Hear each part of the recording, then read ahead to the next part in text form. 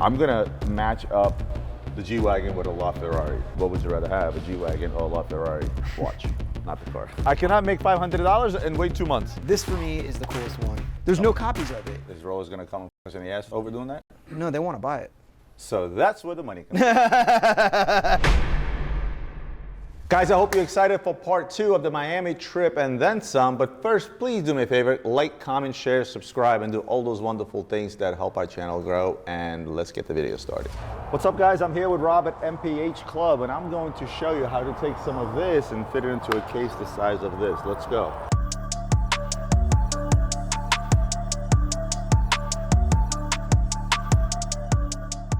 What are we going with first?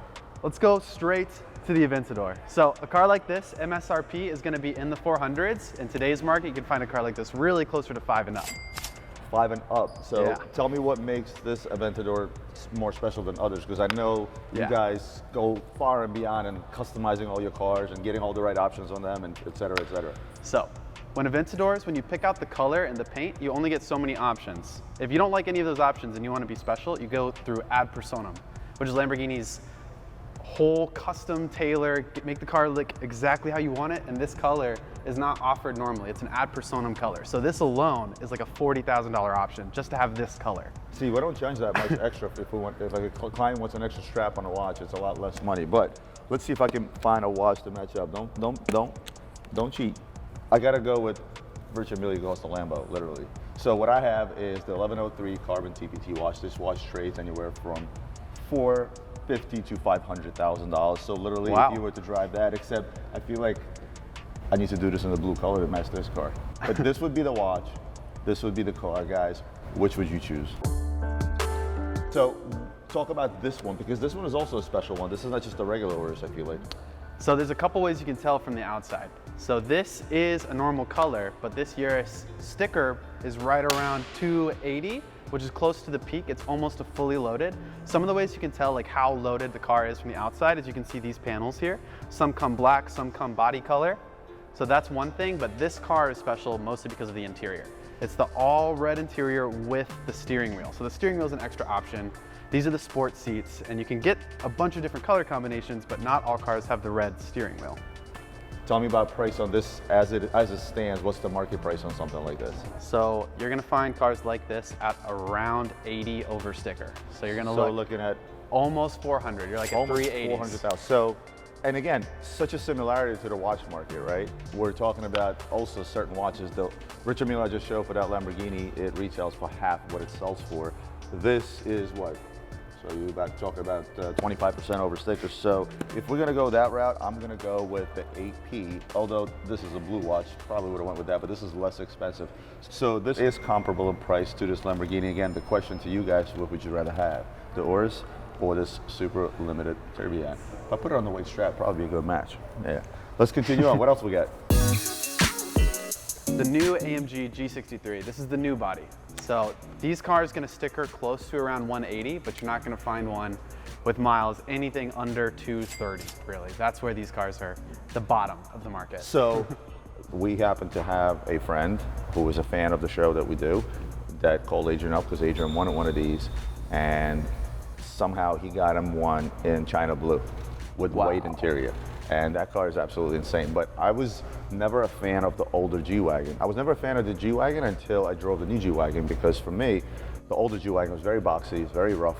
You get out on the highway, you go over 100, you start to feel the car, and it's not, this car, I mean, they changed the game with the new body, they changed the game with the new suspension, it's softer, it rides more like an S-Class, if you will, right? I'm gonna match up the G-Wagon with a 𝗏𝗡𝗍𝗏𝗏. No, I don't have a 𝗏𝗡𝗏𝗏 here, but what I do is I have the Hublot 𝗏𝗡𝗏𝗏. So this was made by Hublot as a tribute to the 𝗏𝗡𝗏𝗏 when they first struck the relationship with Ferrari. Now that went to 𝗵𝗔𝗰𝗲𝗀𝗏, we all know that, $2 million paper watch. So with that said, the 𝗏𝗡𝗏𝗏𝗏 trades in that 2-something range, very comparable to the G-Wagon. So this is, pun intended, what would you rather have, a G-Wagon or a 𝗏𝗡𝗏𝗏𝗏? Watch. Not the car. You know, the AMG G-Wagons actually have an IWC watch put in the dash. I saw him recently become a big F1 fan, so you know, IWC has had a relationship with Mercedes for years now. I actually ended up ordering the watch that they made for the Miami Grand Prix that was here.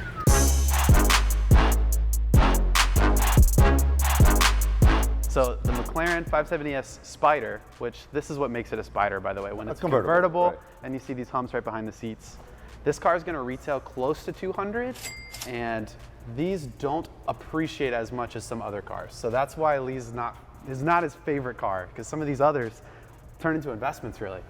And sometimes the McLarens don't hold quite as well, but today you can get a car like this for around 200, 220. Okay. But here's the thing is that if, much like with watches, you talked about appreciation, much like with watches, any of the cars you guys bought pre-COVID, beginning of COVID, they've all appreciated 30 to 40%, which is pretty insane if you consider that most of the time, cars are usually a depreciating asset. But in the last, what we've seen in the last 3 years has been pretty amazing in terms of them being an appreciating asset. With watches, most of the watches are the same. Most of the watches are also going to be somewhat of a depreciating asset. They don't depreciate as much as cars do, per se, but some can, and some can go up as well. But in the last few years, we've seen a phenomenal market in the luxury goods sector, to include fancy cars, to include watches, jewelry, et cetera, et cetera. So $200,000. So I'm gonna go with this Rolex. So this is a Rolex 36mm day. It's about $130,000, $140,000 car, so it's close. But the question is, what would you rather have? The McLaren or this day full pavé rainbow? Unfortunately, they made this, the reason I picked this watch, and I'll tell you why. So, you know how you said McLaren is not quite that car or the other car, it doesn't quite have the appreciation. So what Rolex did when they made this rainbow day, which is, I believe it was last year they came out with this watch, is they made it in 36mm. Had this watch been made in a 41mm, this would probably be a $300,000 to $400,000 watch, because comparable to the Rainbow Daytona, which trades at $700,000 right now. Yeah. Original sticker $150. Very, very cool to look at, but it's not quite it because of its size, right? So this is the story with these cars, and I know some of them can be problematic as well, like mechanically, but this is kind of like, this is a badass car until that pulls up next to it, right? Exactly. So this is the same thing with this Rolex. Like, had this been in a bigger size and a 41mm, it would have been all the rage just the same. 2 more watches left. Show me something around 200,000. Around 200.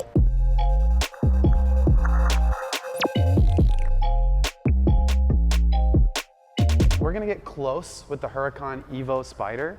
And this one, you can tell the specific version by the front bumper. When you see these slits here, you know this is the all-wheel drive version, not the rear-wheel drive version. But this car's sticker is around 250. That's gonna be as close as we can get.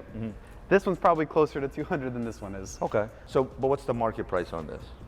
You're gonna find an Evo anywhere between 320 to 340, really. So you're talking about 50% over sticker, Yeah. more or less. So, ooh.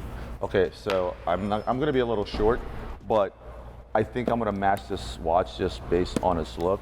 So Lambos had always had that out of this world look. If you start looking at the wheels, if you start looking at, I guess that's called the front skirt.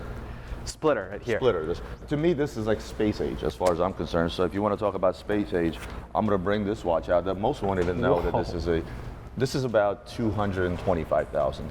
And this is the MB&F, we call it the spaceship, and rightfully so. I can see why. What's cool about this watch, if you look in the middle, so the middle was what houses the tourbillon, and what you can do with it is that when the top comes off here, it's sort of like the same thing here. Now, the purpose of this actually closing is to protect the movement from the UV rays from the sun. So because the oil can dry up, and because this is sort of a bubble, direct sunlight will be, it's kind of like a loop, right? Or it's kind of like a magnifying glass, so it will dry out the movement faster. So they came up with that in order to protect the movement, not necessarily from it banging, because this bang would probably break. But sort of the same concept here. If you're in South Florida and it's 140,000 degrees outside, you might want to put that roof back on because you will fry as you're driving. All right, so I have one more like really expensive watch. So can we go with something like that's super expensive? Let's go crazy. Let's go crazy. Right over here is the Phantom, the Rolls-Royce Phantom Series 8. This car is massive, and just looking at the wheelbase, you can see there's nothing that's quite this size other than limos and semi-trucks that are gonna be this big. Also, it's got the famous Starlet headliner. This one's all blacked out. So is this factory, or you guys did that? So it comes all black. We just blacked out details later. Like there's a couple chrome things that we took, like the handles, for example, come chrome. Gotcha. There's some details that come chrome like this. Well, we blacked out just to give it a really cool, clean look. People seem to love it. Also, you've got these hubcaps that stay upright even as the wheel turns. The logo stays upright. There's a lot of cool things about the Phantom, and Rolls-Royce at one point called this the world's perfect car. So that's the history this car lives up to. You see these on the street, and they're impressive while they're on the street. You see these all over Instagram. But the sheer size of this car when you stand up close to it is extremely impressive. Wow. So let's talk about numbers. So what's a sticker on something like this? This sticker is going to sound ridiculous. It's about $515 for a car like this. But you could option Rolls-Royces all the way to the moon. They literally give you every single option. You could make something like this over $1 million if you go crazy. Honestly, I love all those cars, but I know that driving a Lambo, driving a McLaren, or even the G-Wagon, you're never going to get as comfortable a ride as this. But I feel like if you're going to step out one of these cars and you do have a driver and you step out, I think you step out in something that's also unique and distinct, because Rolls-Royces are unique, right? They cannot be mistaken for anything else. There's no other car out there like that. So what I brought a 𝗙𝗏𝗄𝗏𝗏. This is a piece unique. This was made just one. And I feel like if you're going to shine in something like this, you can put on something this shiny. So this watch originally was ordered from the manufacturer at $1,650,000. It doesn't sell at $1,650,000, so this will sell in around that same price range as that car. But I think if you step out of the back of that, you could probably swing something like this. Hey guys, I just finished up the Starlight Spotlight interview here at the MPH Club. For the full version of this video, click the link below and check out their YouTube channel. Look through all the cars, look through all the watches, comment below, and cast your vote. It's funny how they say the grass is always greener on the other side. Both Luxury Bazaar and MPH Club, we get to play with some expensive toys. Of course, mine fit into a tiny little case, and they need a 20,000 square foot garage space to do so. Every day, they get to look at these expensive, incredible machines that are on the road, and I get to look at the incredible machines that are on the wrist. And sometimes we want to switch it up. So personally, I'd probably want to play around with their cars for a little bit and then go back to watches. That being said, do let us know in the comments below, which would you choose, the car or the watch? So we are at honestly the last stages of my life. We're sweating. We've been waiting for so long. We're done. Nobody's holding up. We got Nina about to be on a stretcher. Boy, was it hot in Florida that weekend. Humidity was 15 million%, and it was 1,050 degrees outside. And they couldn't wait to go to our next destination, which was Adam's office. You guys remember my buddy Adam? Guys, something exciting for you. I'm in an office of a guy I love as a brother, that has probably more random offices than I do, number one. And number two, he's also the guy that I bought that $300,000 Rolex mystery box with a few months back at the Miami Antique Show. And we wanted to give you guys an update on that and look at some badass watches. Everybody, Adam Menta. Hey guys. Anyway, so I want to talk about, first of all, show them the random stuff in the office.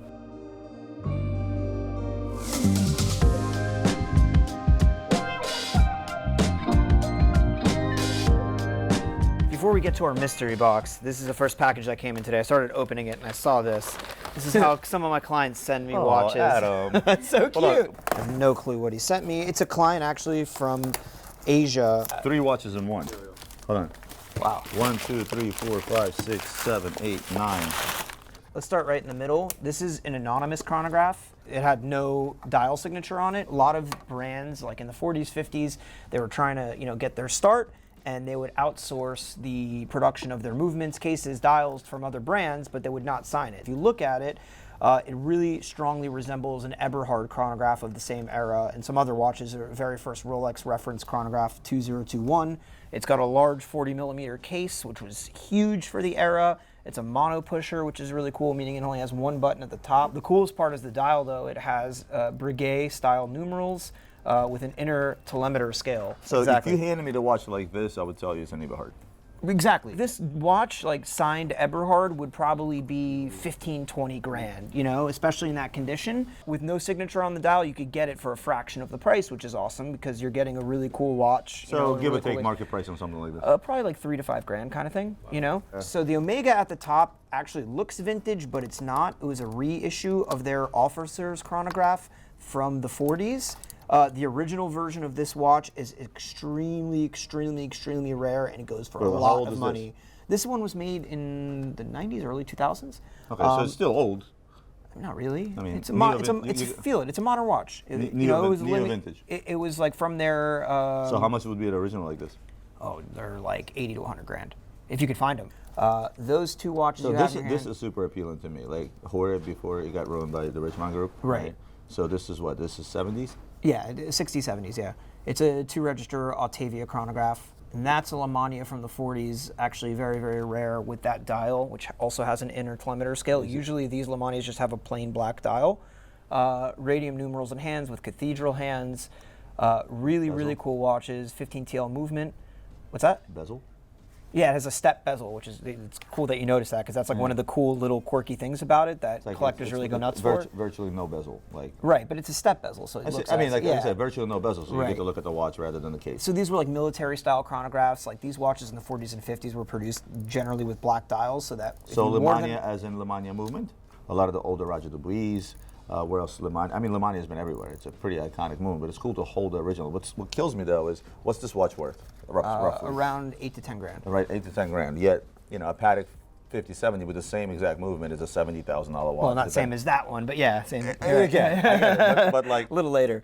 So this is how you find out whether you're a vintage guy or not, when something like this sort of excites you, right? Right. Because this is, I've always loved vintage watches, so this always excites me because it's like a piece of history, right? Yeah, absolutely. And it's a representation of what exists till this day. Right. Which, that's what I like about it. Right. We bought a mystery box. We literally just like rolled the dice. I'm excited. It's like, you don't know what you're gonna get. Hey guys, if you want to check out our past episode of Gray Market where we took a look at the Rolex mystery box, click the link right over here. And if you want to check out a brand new video by Adam Mensah where he looks at those items and tells you whether they're sold or not, click the link right over here. Yeah, I have no clue how much money we're going to possibly make, because some of this stuff... You want to keep? No, yes, I do want to keep, but also I really just, it's so hard to put a value on the stuff. So here, real quick, because it's against the wall right now, old Rolex promotional materials and, cardboard displays and stuff like that. And for example, there's like a silk screen in here. This is all straight from an AD, because we bought it from a closed AD. This is the coolest one for me. That was never framed. It's a bluesy. From the 80s, 90s, and it's beautiful. Do you think this is something that was meant to be on a display that's lit up? It was meant to be on the 80s wall. It was meant to be framed and put on an 80s wall. Oh, actually, I feel like this would have been also put into something and lit from behind. There's a lot of these. I just pulled out a couple bags to show you, but there's like way more bags. These were, Daytona, Explorer booklets. Circa, what, 80s we're talking? 80s, 90s, yeah. That came with these watches. And when people buy a watch, like except from you or me, and say it comes with the box and the papers, but it doesn't come with the original booklets, usually people go on the forums or on eBay and they buy these booklets for $200, $300, $400, $500. Like the Daytona ones are we have like $500. We have like hundreds of them. We have not hundreds, but a lot, and we have from GMTs, Submariners, So this alone, it totals up to a lot. A couple $100? Those are Small book? the Daytona ones are the most expensive. They're like $400 or $500 each. And we have like how much? Yeah, exactly. It's really sad. I got really excited when I saw this, and I like shook it, and I was like, oh, maybe there's blank warranties. And it's another thing that you could sell to a client, even though they're not filled out and it doesn't carry the same monetary value as having the original papers. I've never seen this box before. Okay, that says Rolex warranties on it. Obviously, it was only intended for ADs that would hold on to their clients' warranties or whatever. Open the box, and all of these warranties are filled out, so unfortunately they're all trash. So were they like holding these warranties for clients? They were holding the warranties for clients. It's like all of those papers that are used, they're gonna all be, shredded. I'll have a better idea for you. I'm gonna take all these warranties and I'm gonna make a piece of art out of them. That's a great idea.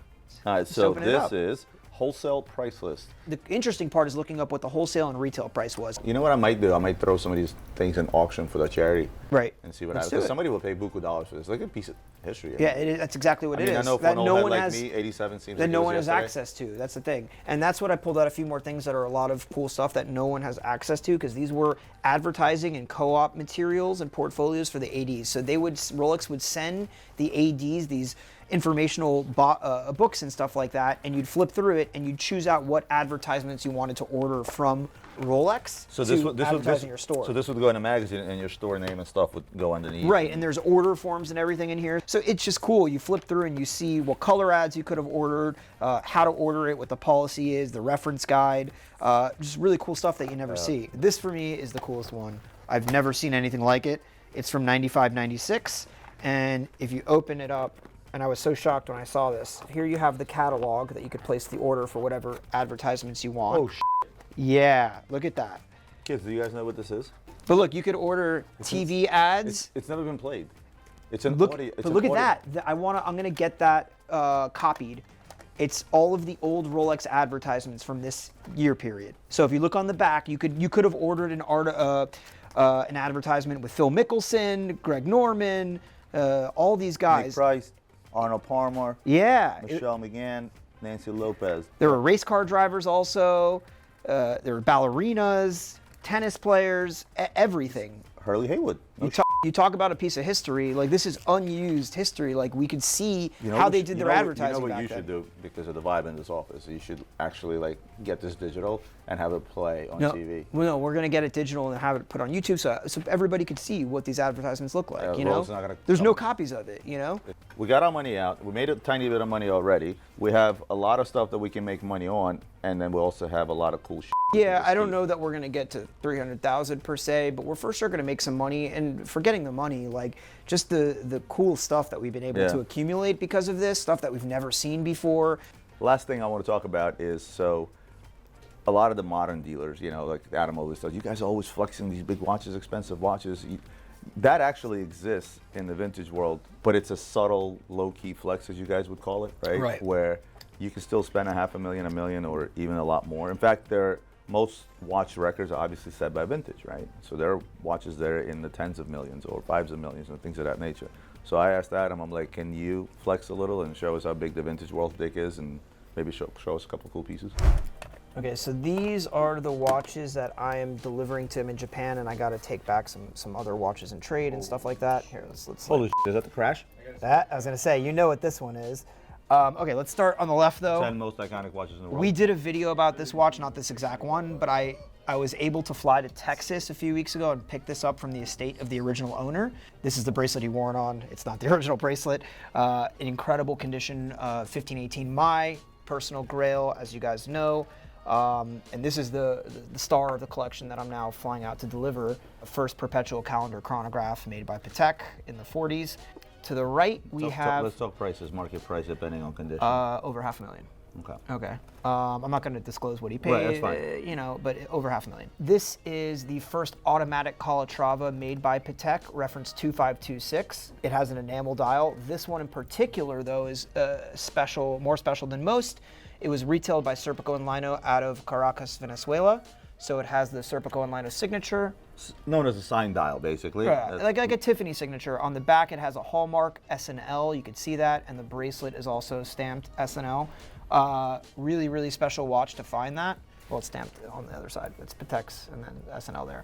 The reference 2526 is special by itself. Having a co-sign one just puts it over the top. The watch was in incredible condition, sourced from Venezuela, and just beautiful. And this is rose gold, by the way, which is even more rare. There's very few in rose gold. Most watches by Patek were produced in yellow gold. Price range? That one is around 100,000. These watches, I actually didn't sell them, these Cartiers. He just had them delivered to my office and I'm bringing them for him. You obviously know the star in the center very, very well. And that's as a low-key vintage flex as you get, you know? I mean, look, It's one of the most popular watches in the world right now. I have a client that's looking for one from the 90s right now, and his target price is around $300 and a quarter, and I can't find one. And you can't find it, exactly. And Would you even think- if you are a watch guy and you're not into Cartier, like, are you going to understand the value of those watches? They all list the Cartier Crash as the... Well, and now a lot of celebrities have started buying Kanye them. West. Kanye, Jay-Z has one, Tyler the Creator, a bunch of other people. They all of a sudden become very, very fashionable. That is a Rolex 6202, their first rotating bezel. It's like a mini Submariner before the Submariner from 1954. Reference 6202 Turnograph. This is the rarest version of all of them. It has a honeycomb and what we call split logo dial. So you see oysters on one side, perpetuals on the other side. It happens to be in incredible condition for all original radium. There's no radium burn. Wow. There's no degradation to the dial. It's the original red triangle insert, which is very hard to find. It's like a $10,000 part by itself. So this is one of the earlier examples from A. Santos from Collection Parade. They were all limited like this. They made 100 of these, right? Right. And people, they look at it, oh, it's just another small Santos, whatever. Right. It doesn't seem like, but these are extremely rare. And there's a huge collector's market out there from anything collection privé. So on the modern end, When the modern, as I was just gonna say, on I've the been modern buying end. up any collection privé that's been offered to me. I've been buying them up and just kind of. So the new Chinese tank that they released in yellow gold platinum, one with like a cool like skeleton dial. I was able to secure for myself one of the yellow gold ones, like the most generic one, but they're only making 100 of them, and luckily And my AD was able to get me one, and This happens, I think, once a year. They set production on collection privé. They'll Right. make a few limited pieces, and that's it. So, extremely collectible. As far as the Cartier world is actually, it's probably like one of the most collectible, but least spotlighted. I feel Right. like, because you look at this and you're like, oh, it doesn't seem like a big deal, but it actually is. Well, and also people who are not watch guys have this image when they hear Cartier in their head have of an image of jewelry. jewelry, yeah. Exactly. So they don't think of Cartier as being this like hot horology or like important. First wristwatch. I mean, like, I get it, but flies around the world, they don't yeah. understand that. Harry Winston is another one. Harry Winston makes some of the most beautiful watches. Absolutely. When Max Büsser was with them, when he started the Opus line, all Or that stuff. Fijourne, you know? Exactly. Chopard, their LUC line is incredible. Yeah, From a absolutely. horological. There's this mindset of, they just can't shake off to say Chopard jewelry, Bulgari jewelry, Harry Winston jewelry, Cartier jewelry. Right. But if you look beyond it, if you're able to look beyond it, there's some real gems within all of those companies. Even like some of the new, for example, not just jewelry, but like apparel and stuff like Louis Vuitton. Some of their new like world timer watches. Some of them are a little tacky, but there are like some very, very well crafted watches. Yeah, Like the latest tourbillon that they made. They're beautiful, I forget you know? It's really high horology. It's Right, not that's what I'm something saying. slapped Yeah, together. yeah. They were not just slapped together. Absolutely, they have like a team But dedicated. again, I've talked to them if about you're going it. to think you know? Louis Vuitton, you're going to think of A purse or, a you know. purse or a trunk. You Right, know? exactly, And you don't think you know? of buying a $400,000 tourbillon. Right, exactly. But people have bought them. All right, guys. So Dude, thank you for coming. no problem. Make sure you guys already know all my followers follow you. So hit them up on Instagram. Make sure Alex doesn't crash my car. And Alex will not crash your car. Okay. Your car. It's actually, he borrowed your wife's car. Yeah, well, I don't want to hear it. Thanks for coming, brother.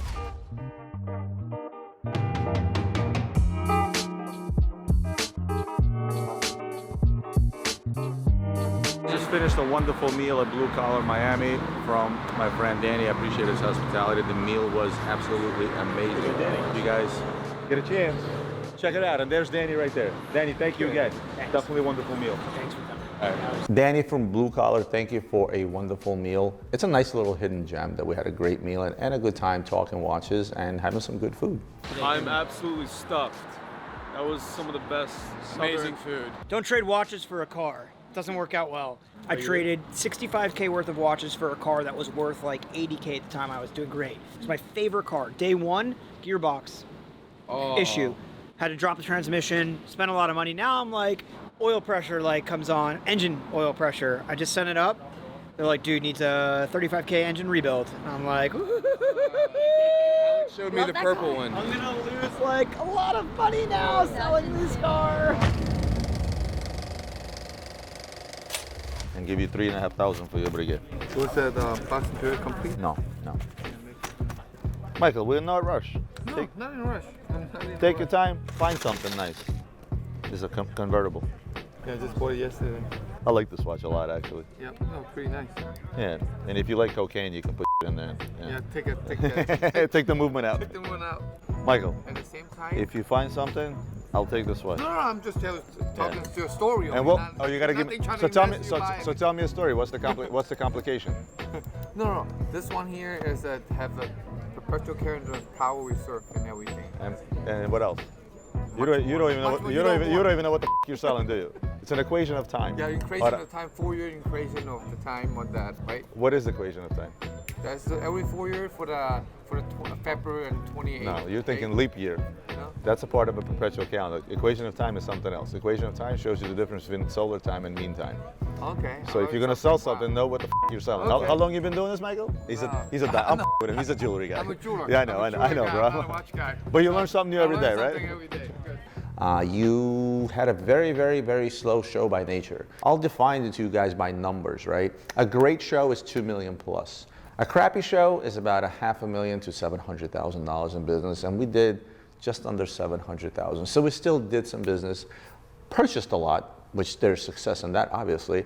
But for the most part, it was a crappy little summer show, as expected. Get to see a lot of my friends, a lot of my dealer friends. Got to spend 4 days in Miami. Nothing wrong with that. Yo, Cam, want to see a big clock? Oh, never mind, I got Kyle. So what we have here is what's called a diver's watch. If you don't know how to dive, if you're not familiar with diving, you need weights in order to take you down in the water so you can reach certain depth. When you put this on, this will help you out. Holy fuck. How and why, Danny? I think it fits. 𝗴𝗿𝗲𝗀𝗀𝗧 is the son public enemy number one. Oh, look at this. Bro, have you been able to sell any of these GT Laredos? Yeah. Look what I bought the show too. The mystery. Here? Yeah.